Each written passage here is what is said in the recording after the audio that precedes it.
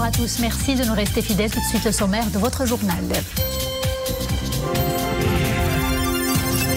À partir du 1er du mois prochain, les officines seront réalimentées en quantité suffisante de médicaments essentiels à base de chloroquine et d'hydroxychloroquine. Les médicaments en question ne seront délivrés que sur ordonnance remise aux patients concernés.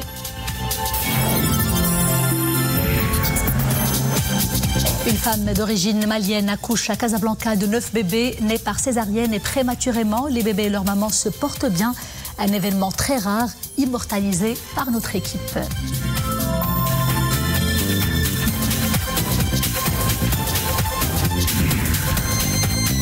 Également un reportage qui nous plonge dans une ambiance d'autrefois. Nous vous parlerons du rabouze, le sifflet traditionnel. Avec le développement technologique, cet outil a perdu de son importance. Il n'est plus qu'un décor. Nous suivrons un reportage à Fès. Bonjour, d'abord ce message de condoléances adressé par Sa Majesté le roi Mohamed VI à la famille du fondateur du magazine Jeune Afrique, feu Bachir Ben Ahmed, décédé lundi à Paris.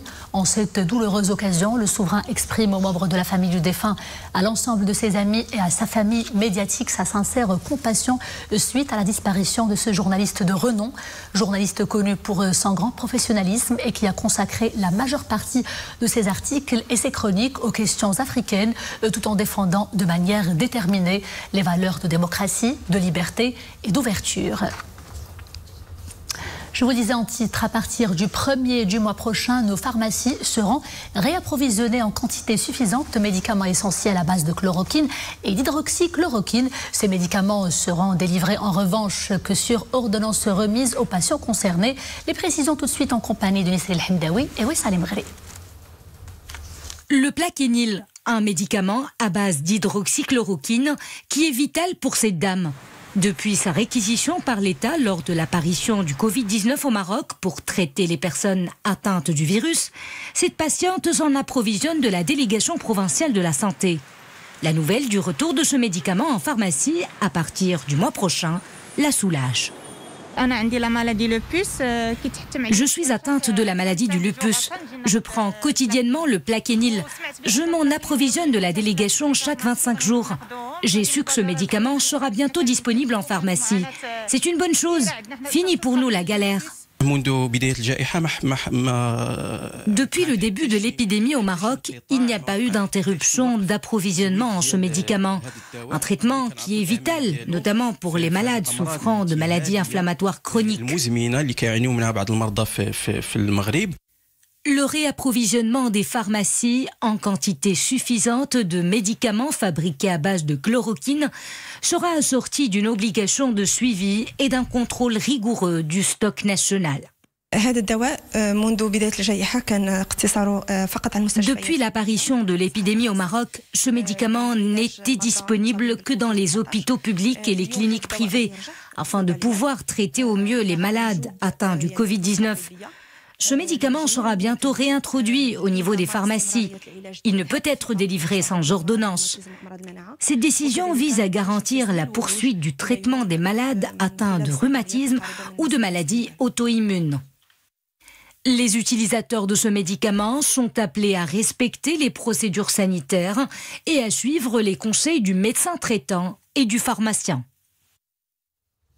Bilan de la campagne vaccinale, le nombre des primo-vaccinés s'élève à 5 231 766 personnes. Celles qui sont complètement vaccinées sont au nombre de 4 326 873. Pour ce qui est de l'évolution des principaux indicateurs Covid-19, eh bien, pendant ces dernières 24 heures, 371 nouveaux cas confirmés et 402 guérisons recensées. Nous déplorons malheureusement 5 nouveaux décès. Le nombre des cas actifs s'élève à 4 122, alors que les cas sévères ou critiques sont au nombre de 300 personnes et 18 personnes parmi elles sont intubées. Situation catastrophique en Inde, nouveau et triste record pendant ces dernières 24 heures seulement. 4000 décès et 412 000 nouvelles contaminations ont été recensées. Des chiffres que certains experts estiment largement sous-évalués. La violente augmentation du nombre des cas a submergé les hôpitaux indiens avec des pénuries fatales de lits, de médicaments et d'oxygène également. Le gouvernement se refuse en tout cas à ordonner un confinement généralisé, mais plusieurs régions, dont la capitale New Delhi, plusieurs États dont la capitale New Delhi se sont eux-mêmes confinés. Une très légère amélioration des indications est constatée en revanche à New Delhi et à Bombay au moment où la pandémie flambe dans les provinces du sud surtout. Flux aérien, retenez cette information. Désormais, tous les passagers à destination du Maroc et en provenance d'Abu Dhabi, de Dubaï, de Doha ou de Manama doivent présenter un test PCR négatif qui ne dépasse pas les 72 heures. Ils doivent également passer un contrôle médical et un test de dépistage rapide à l'arrivée. En cas de test positif, les passagers seront mis en quarantaine dans un hôpital désigné. Après des mois d'extrême prudence face à une deuxième vague du Covid-19, la ville de New York prévoit de rouvrir complètement au 1er juillet les théâtres de Broadway, l'une des principales attractions touristiques new-yorkaises qui vont donc aussi rouvrir. Une grande campagne culturelle a été déjà lancée pour relancer le secteur. Les théâtres qui sont plus intimistes ne sont pas concernés par cette nouvelle. 2 jours après l'accident du métro de Mexico qui a coûté la vie à 25 personnes, les allégations de mauvaise gestion administrative ébranlent la gauche au pouvoir. Pendant que les critiques fusent de partout, les grues sont toujours à l'œuvre pour dégager le site de l'accident dans une zone très pauvre du sud de la capitale où les familles des victimes ont commencé à enterrer leurs proches déjà. C'est un événement extrêmement rare. Une famille d'origine malienne, plus précisément de Tombouctou, a accouché à Casablanca de 9 bébés nés par césarienne et prématurément. Les bébés sont actuellement sous surveillance dans un service de réanimation néonatale. Oumaima Ramli, Leila Asli et Sofiane Ibrahimi nous racontent les coulisses de cette opération loin d'être aisée. Regardons Frisson garanti. Dans les bras de cette infirmière, un dénonuplé né hier dans une clinique privée casablancaise. 9 petits Maliens qui se portent bien et leur mère de 26 ans aussi. La patiente a été admise chez nous à 25 semaines de grossesse, dans un état assez critique. Le staff est intervenu pour prolonger la grossesse avec une surveillance quotidienne jusqu'à 30 semaines.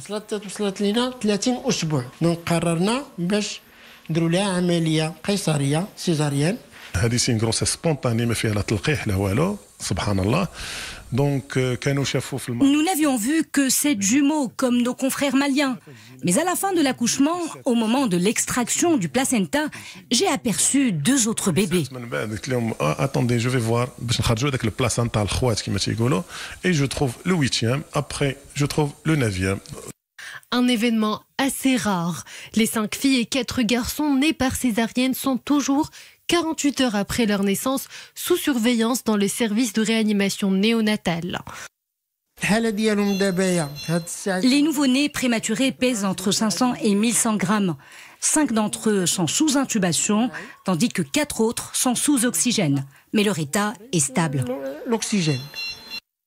Une naissance très rare et un accouchement exceptionnel. Derrière cette performance, une équipe multidisciplinaire de plus de 30 personnes a été mobilisée. Sport, football, l'agenda des qualifications africaines au mondial Qatar 2022 chamboulé par le Covid-19 encore une fois. Nous apprenons en effet cette matinée que la CAF, conjointement avec la FIFA, décide de reporter les qualifs africaines en les programmant plutôt au cours des fenêtres internationales de septembre, octobre et novembre de l'année en cours, ainsi que mars 2022. Sport, football encore. Sachez que le match aller du quart de finale de la Ligue des champions africaine de la CAF, match qui opposera le Wydad de Casablanca au Mouloudia Club d'Alger, se tiendra le 14 de ce mois-ci dans la capitale algérienne, Alger. Le match retour aura quant à lui, le 22. Ce sera au complexe Mohamed V de Casablanca. En cas de qualification, le Wydad de Casablanca, les hommes de Fawzi Benzarti vont affronter en demi-finale le vainqueur du match opposant les Tanzaniens de Simba ou alors les Sud-Africains de Kaizer Chiefs. Football toujours, et parlant cette fois-ci de Champions League, on connaît désormais les deux finalistes qui vont tenter le 29 de ce mois-ci de gagner la coupe aux grandes oreilles. Une très belle affiche, Manchester City et Chelsea, avec une prestation toute pleine de confiance. Chelsea a pris le meilleur hier soir sur un Real Madrid impuissant. Son entraîneur allemand devient ainsi le premier entraîneur à faire 2 finales de suite avec 2 clubs différents. C'était, souvenez-vous, l'année dernière avec le PSG. Et après, une élimination face à un Chelsea globalement plus fort. Vous avez dû le remarquer. Eh bien, Zinedine Zidane a compris que son Real Madrid, résilient mais fatigué, est peut-être arrivé en fin de cycle, de quoi laisser présager un grand changement dès cet été, estiment les observateurs. En tout cas, une affaire à suivre, mais ce qui est certain, c'est que cette finale palpitante offrira aux aficionados beaucoup de spectacles et qu'il est difficile d'établir des pronostics face à 2 équipes, Chelsea et Manchester City, qui ont beaucoup surpris.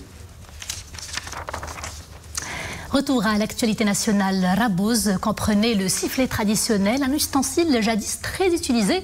Il a longtemps servi les familles marocaines pour la préparation du thé, pour le tagine ou bien d'autres repas traditionnels. Et avec le développement technologique, cet outil a perdu de son importance. Il n'est plus qu'un décor. Regardons ce reportage réalisé à Fès par Hafid El-Houari, Amin Ammouri, Zakaria Moqin Billah et Oumé Marabi pour le commentaire.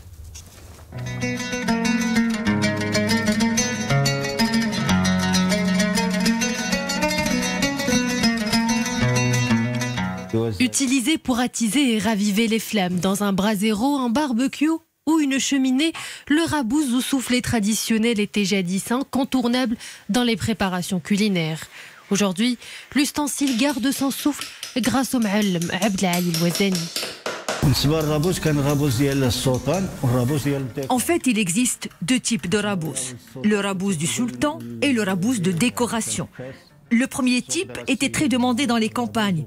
Commercialisé au Souk Ras Siyalin, le rabouz était aussi connu sous le nom de Kershel ou Gherbel. À Meknes, Casablanca ou Marrakech, ce produit était très demandé. Aujourd'hui, le prix des matières premières a flambé et la demande a régressé. Bois, cuir, métaux de décoration, Ma'allem Abdelali El-Ouazani maîtrise les différentes ficelles de son art. Face au déclin du métier, le maître artisan tente de résister tant bien que mal. Si on veut que ce savoir-faire perdure, nous devons encourager les jeunes à l'apprendre. Mes enfants font de même, ils m'accompagnent dans mon atelier. Ils apprennent les différentes facettes de ce métier, ses problèmes et ses difficultés.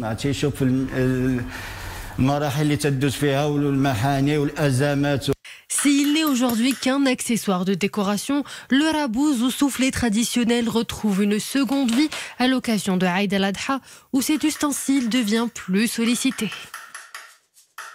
Et c'est cette page artisanat qui nous vient de la capitale spirituelle de Fès qui clôt ce journal. Merci d'avoir été des nôtres. Dans quelques instants, vous avez rendez-vous avec Nissim Benrane pour le journal en langue espagnole. Quant à moi, je vous dis à demain, toujours avec grand plaisir. D'ici là, eh bien, portez-vous bien.